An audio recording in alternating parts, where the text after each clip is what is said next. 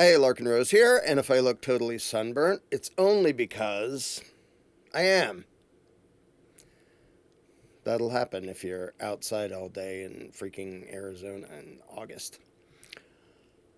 So I see lots and lots of stories. The list is basically endless, but I'll throw a couple examples out of somebody was basically prosecuted and got a worse sentence for calling her attacker names than the person who actually attacked her. Was that UK? I think that was UK. Someone up in Canada, I believe it was fined $1 gazillion billion for going for a walk in the woods because the political parasite said you're not allowed to. You can think of 7,000 examples on your own, but all these ridiculous fascist injustices, and then, a bunch of stuff ICE is doing, getting just downright ridiculous. Well, it already got downright ridiculous and evil quite a while ago. And I see lots of people being, righteously angry, as well they should be. If nobody was, I would think something's kind of horribly wrong with humanity. Enough is horribly wrong with humanity, even with people getting upset.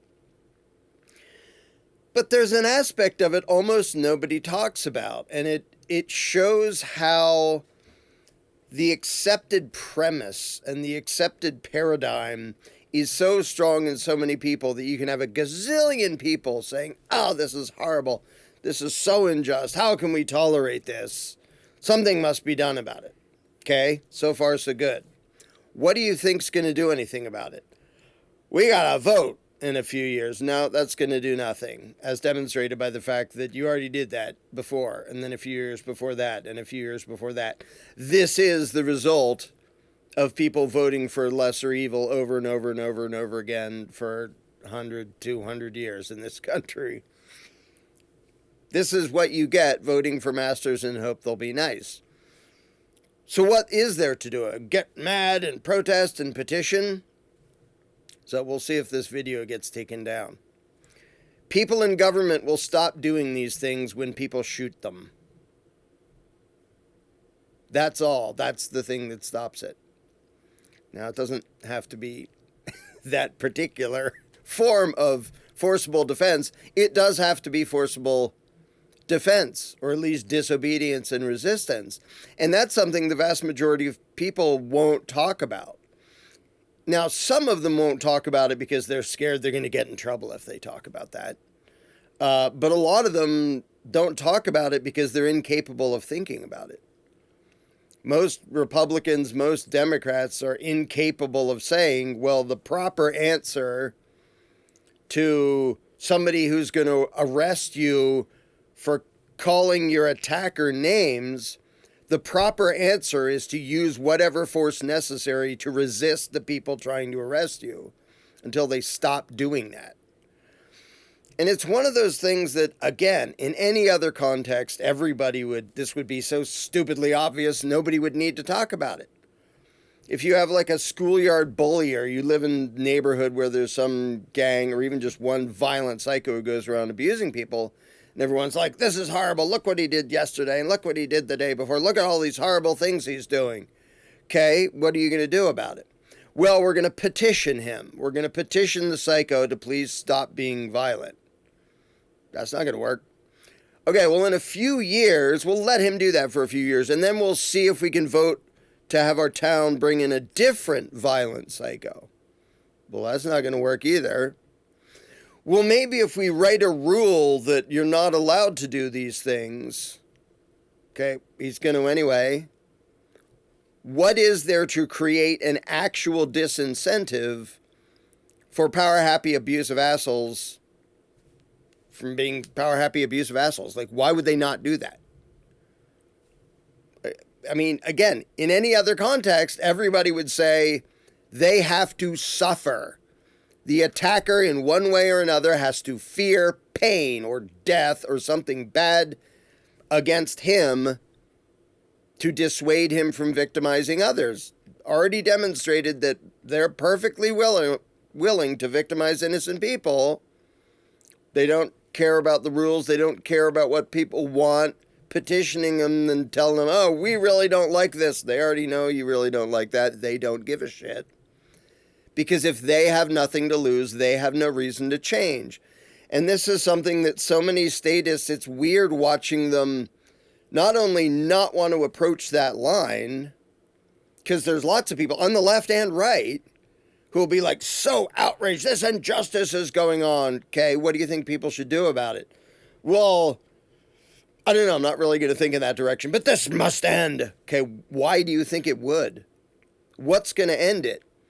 If you have an authoritarian government and they keep getting away with stuff, why would they not keep doing stuff?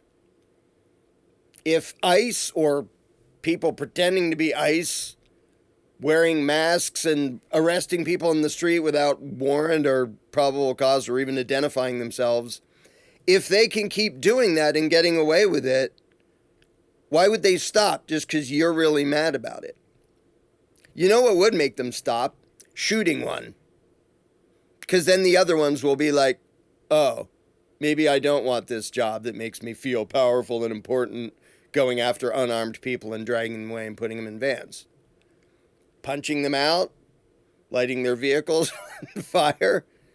This is cause and effect, people. If somebody is willing to be a violent bully against nonviolent people, unless and until you create a direct disincentive for those evil pieces of shit, whether they have a badge or not, doesn't matter. This is human nature.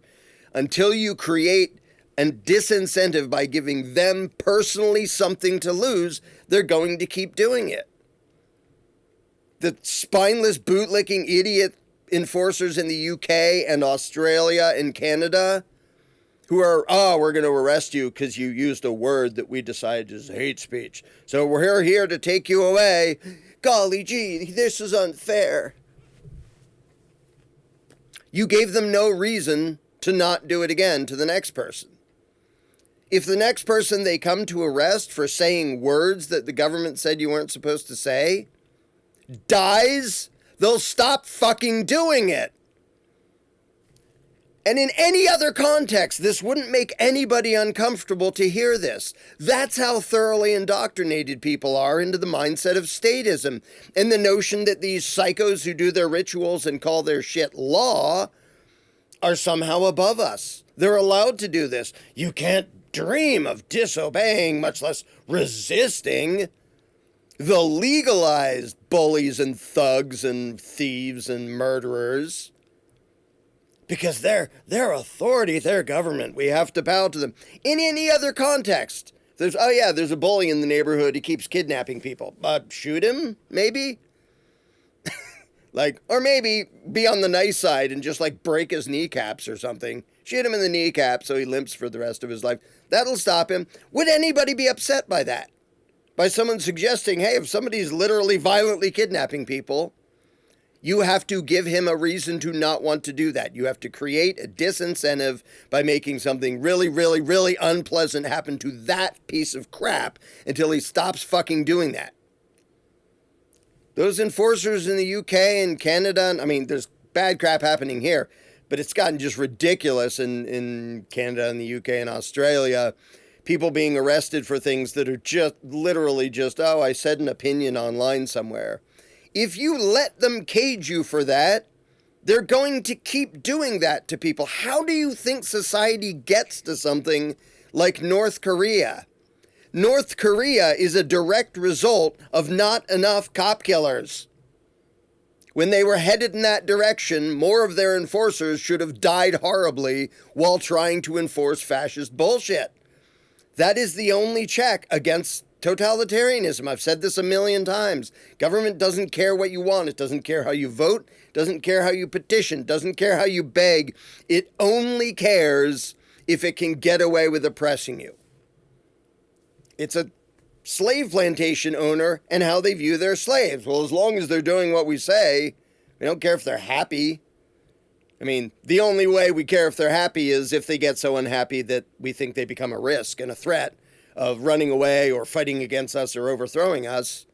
Other than that, they don't give a shit. They never have and they never will. Why would they? When somebody's already demonstrated that he's willing to victimize innocent people or cage someone for saying some words or going for a walk in the woods.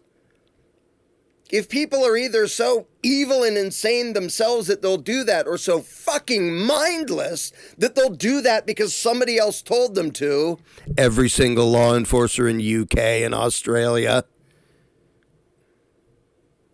and Canada, why would you think they're going to stop? Ever.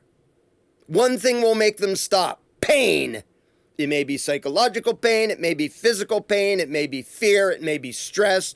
Sometimes it can even just be hatred. Everybody around them saying, you suck. For example, right now, ICE is handing out huge piles of money to try to get people to sign up. Because for some reason, not everybody wants to be a mindless thug that angers and enrages tons of other people. And that's also why both the U.S. military and a bunch of police forces in the U.S. have been unable to meet their recruitment goals. Because people hate them. Okay. That's sort of the lowest level effect of deterrent is, well, everybody doesn't like us. It's not all that effective, but it sometimes works. It sometimes makes people quit or not sign up in the first place. Like friggin' IRS. Their turnover rate is really high because everyone in the world hates them. Not as much as they should, because those are profoundly evil pieces of shit robbing people. They're not even legally robbing people, but that's a different issue. Even if they were legally robbing people, to steal money from productive people, to give it to literally the worst people in the world so they can do warmongering and mass murder and fraud and buying corruption and fascist bullshit. Like, that's what tax collectors are. They are thieves who fund the worst people in the world. They are way worse than the average, purse snatcher who steals the money to go off and buy drugs for himself, which is pretty bad. Those aren't good people. But if somebody steals your money to go off and blow up brown people on the other side of the world, that's way worse. That's the IRS. That's tax collectors. That's what they fucking are. They deserve to be hated. And people can say, oh, look at these tax rates. These are, we can't have this. Okay, what are you going to do about it? And again, I always have to explain this because someone in the comments will say, well, if I do that by myself, but yeah, it's a numbers game. You have to have enough people willing to stand up. If one stands up, then they make an example of that person, put a tank in their living room or something. But if 100, 1,000, a million people say, okay, this time when we say we're not going to put up with this, we mean it. We don't mean we're going to whine about it on the internet. We mean we're going to stop this from happening by any means necessary. That is the only check in the world against totalitarianism, is when people say we're going to stop this ourselves if we have to, using brute force if we have to. That's the only thing that stops it. So for all the people righteously outraged by all the injustice they're seeing, how many are even... Don't even try to get them to actually be the ones to resist. How many are even capable of thinking and talking about resistance? And what makes it so weird that that's just as true in the U.S. is that we celebrate July 4th. We're a bunch of literal treasonous criminal terrorists told King George, because the British Crown was the rightful government of these colonies, we're going to disobey you. We're not paying your stupid taxes. We're not handing over our guns. And if you try to take them, we're going to frickin' kill you. That's what actually happened. And Americans celebrate that. And how many pause to think, wait a minute, what, really? And then compare what they revolted against to what we're under today. It's like, wow, they revolted to these tiny little taxes on tea and pieces of paper and a couple other little things. And they went full-fledged, disobey, grab the guns. By the way, a thing I have to point out, point it out every now and then. The British are coming, the British are coming. We all heard that phrase, right? Ask the average American, what was the context? What did that mean? Well, the redcoats were coming. Coming where? The British were coming. This was a British colony. They were already here. Coming where? What were they doing? They were doing something bad. Yeah, they were doing something bad. They were showing up to seize the militia's firearms. And Paul Revere ran around saying, they're coming to steal our guns. And then there was a standoff. Battle of Lexington. People can debate who fired first. I don't care. The people coming to steal the guns absolutely deserve to be shot. Then there was a big shootout. Then there was a revolution. That's what it was about. People saying, we're not going to whine when you come to take our guns. We're not going to petition when you come to take our guns. We're not going to vote when you come to take our guns. We're going to fucking shoot you with those guns. That's why we have them. That's why there is a Second Amendment. Here's another thing that Americans, even a bunch of conservatives, get uncomfortable with stating an absolute, indisputable fact. The primary purpose of the Second Amendment is so that people retain the ability to kill government agents, period, and that is it. There was nothing vague about that in the debates. That is not disputable by anybody who knows anything about history. It was literally, the people need to retain the ability to violently resist their own government, which means shooting law enforcers. That is what the Second Amendment is for, so the people retain the ability to kill law enforcers. You can be all uncomfortable, you cannot like that discussion, but that is an absolute fact, and anybody who knows anything about what went on then and why they wrote the Second Amendment, I mean, they wrote it right into there. And in the debates, they talked about this all over the place. That is not disputable. So why do even a bunch of conservatives get all uncomfortable about that? Because first and foremost, they're statists. And even when they can get all uppity and angry about, any number of ridiculous authoritarian things going on, the idea of actually disobeying and resisting has been trained out of most of their heads. And now that they think their guy is in power, they're cheering for a complete police state in a lot of cases. And any thought of people resisting, even throwing a hoagie at a fascist. Oh, well, he deserved it. He threw a hoagie at a fascist. You pansy! Pretending to be a conservative? Pretending to be constitutionalist?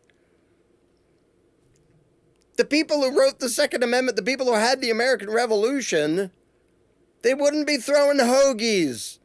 Way, way, way, way, way before we are anywhere near where we are now, they'd be shooting law enforcement. Because that's what they did. At a level of authoritarian control that was puny. It was absolutely trivial compared to what happens on a daily basis in the U.S. today. And this applies to 8 zillion examples. There's a zillion examples of police abuse. It's like, here's this cop pulling somebody over for no good reason, smashing the window, dragging him out. Like, wasn't charged with anything, had no probable cause, demanded this and that and the other thing. Lots of people can go, that's horrible, I hope he gets sued, okay? And then what? Well, sue that cop so the taxpayer can be forced to give the victim of the fascist a whole bunch of things. You think that's going to stop the fascist? Now, maybe he'll get fired, maybe. Then he'll probably get hired somewhere else, because that happens constantly. But until you create a real deterrent, why would they stop acting like that? In Arizona, I think overall cops are a little more gentle and friendly. Now, there are absolutely exceptions. Some are just absolute murderers. There's a video of the guy with his hands up in the hall who gets murdered. That was in Arizona. I think that was even Phoenix. So I'm certainly not saying all of them, but a lot of them seem a little bit more cautious about being power-happy assholes because we all have fucking guns. And that's the only reason. They don't want to get shot. When the stupid COVID crap was going on, and a couple of sheriffs in Arizona said, we ain't doing that. Partly they said, that's unconstitutional and bogus, we're not doing that. But they also said, we also don't want to put our deputies in danger by doing this stupid, arbitrary, authoritarian crap. Well, what does that mean?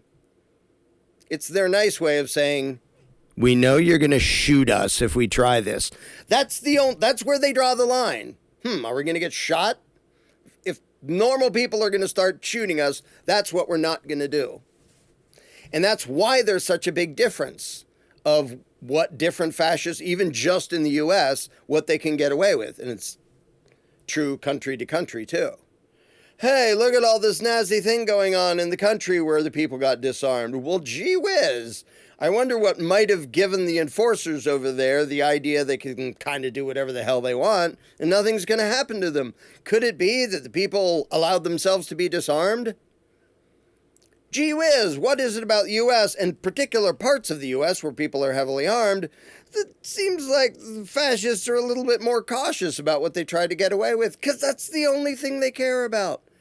That's the language they speak. Violence, that is the language of government.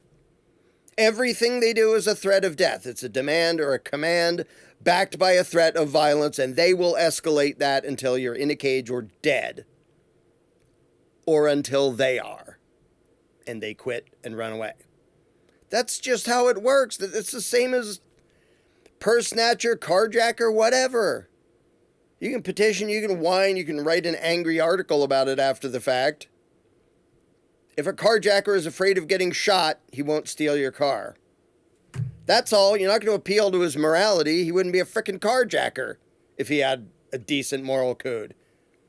And he wouldn't be a law enforcer in the U.S. if he had a decent code. He wouldn't work for ICE if he had a decent moral code. He wouldn't be an enforcer in the UK or Australia or Canada or really anywhere else in the world if he actually had a moral code. He's a mindless hired thug of parasitical psychopaths who wield political power. They give him an incentive to be a mindless enforcer by paying him. And some of them have the added incentive of they like the power trip of dominating other people. If there isn't an incentive in the other direction, such as fear of getting your fucking head blown off, why wouldn't they victimize people?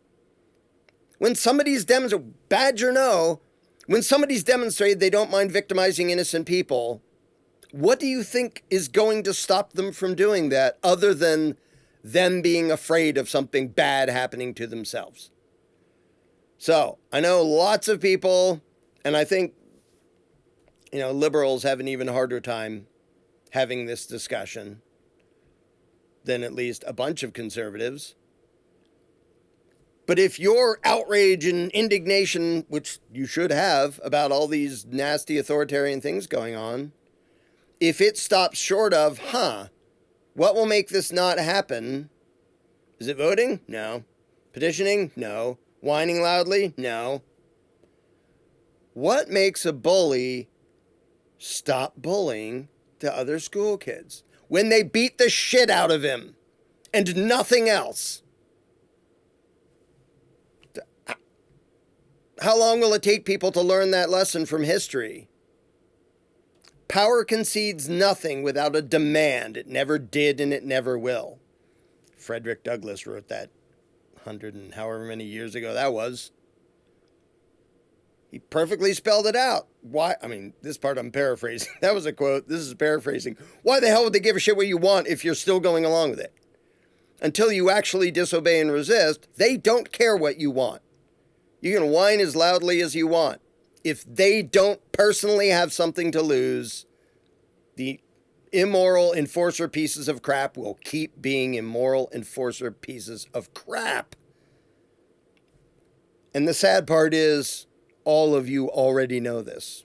All Democrats, all Republicans, everybody deep down inside already knows that. Which is why when they get all upset and say, this is horrible and bad, okay, what's the solution? Well, we have to do something, and I'm going to sort of tap the brakes so neither my words nor my brain get to the obvious conclusion that unless the people are willing to do whatever's necessary to stop the injustice, by force if necessary, it's going to keep happening. All of human history screams that in your face. So until some of the thugs doing any of these, the list of authoritarian crap going on in the world is ridiculous, including that stupid COVID circus. All of those people willing to commit immoral violence against nonviolent people, unless and until you give them a big disincentive, which will come from pain and fear, they're going to keep doing it. That's just a description of reality. It doesn't matter whether you like it. It doesn't matter whether you're comfortable with that discussion. That is reality. Until the abusers fear their intended victims. Wasn't it Thomas Jefferson who said, when the people fear the government, you have tyranny. When the government fears the people, you have freedom. They're not scared of most of us. Some of us they are. They're not scared of most of us because most human beings have demonstrated that they'll whine and they'll complain at the master, but the idea of lifting a hand to resist his enforcers is simply unthinkable for them. And if they can't think about it, they don't talk about it, and they won't ever do it, and they are permanently fucked until they can change their mind enough to figure out slavery, disobey, and resist. Those are the only two options. That's the only two options humanity has ever had under any government. Either there's a point at which you will disobey and resist, or there isn't. If there isn't, you're a slave. If there is a point, why the hell haven't you gotten there yet? How bad does it have to get before you say, okay, done voting, done whining, done complaining? And it doesn't, I mean, there's a million ways to resist. It doesn't have to start with shootouts, but you have to have the mentality that says, at some point I have a line in the sand and I'm not doing this, even if it means I have to resist by brute force, even deadly force. So what's that line for you? If they come to take your children because they decide, oh, you've had some opinions that are sort of pro-freedom, we don't really like that, so we're going to take your children from you. Would you let them? Would you, sue in court after the fact? If they come to disarm you because, oh, you've said some things that aren't very flattering to the ruling class, so we're going to come disarm you. Would you let them? And I'm not going to tell you where you should draw your lines. But if you don't have any lines anywhere, you're already a slave. 100%. And you will forever be that, no matter how loudly you whine about how you're being mistreated. You are telling your masters you're going to tolerate whatever they do, and you whining about it after the fact, that's never going to stop them. If they will get nasty, and they will, because government will always escalate things to violence, and the other side is just going to go along with it and then whine a little bit about it, there is zero limit to the nastiness you should expect to be imposed on you. So you might want to start thinking about where that line is, if you haven't already.